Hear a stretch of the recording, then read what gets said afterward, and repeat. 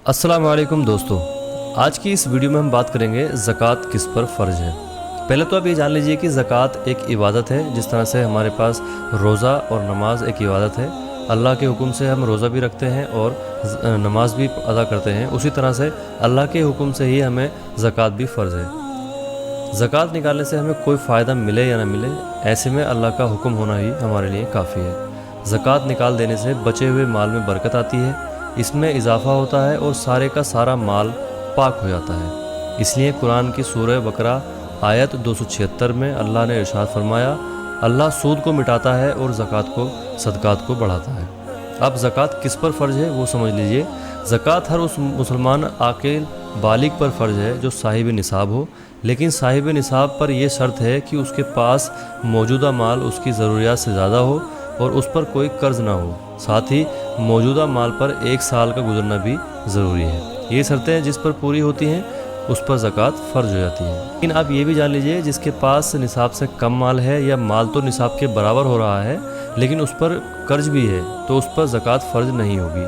साथ ही मौजूदा माल पर 1 साल अगर नहीं पूरा हो रहा है तो उस पर भी ज़कात फ़र्ज़ नहीं होगी। ज़कात फ़र्ज़ होने के लिए कितना निसाब होना ज़रूरी है ये आप समझ लीजिए, मतलब कि आपके पास कितना माल होना ज़रूरी है जो आपको मालिक निसाब बनाता है।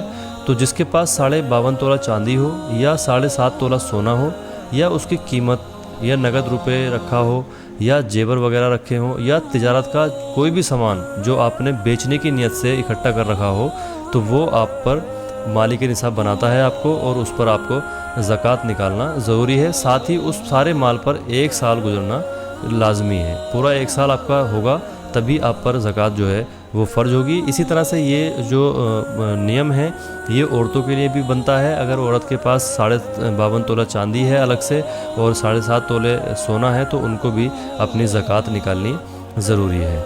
कितनी ज़कात आप अदा करेंगे? आपको पता ही होगा कि आपके माल का 40वां हिस्सा यानी कि 2.5% आपको ज़कात अदा करनी ज़रूरी है।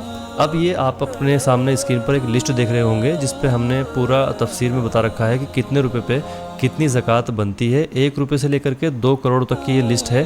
आपके पास जितना भी माल है उसके हिसाब से आप इस लिस्ट में देख सकते हैं और आप अपना अंदाज़ा लगा सकते हैं कि आप मालिक निसाब होने पर आप पर कितनी ज़कात फ़र्ज़ हो रही है। तो उम्मीद करूँगा आपको ज़कात का सारा मामला समझ में आ गया होगा। कोई भी आपको अगर इसमें कन्फ्यूज़न लगता है तो आप हमें कमेंट कर सकते हैं, इंशाल्लाह आपको वहाँ पे बता दिया जाएगा। बस इस वीडियो में इतना ही। चैनल को सब्सक्राइब करें, वीडियो को लाइक करके शेयर कर दें। अल्लाह हाफिज़।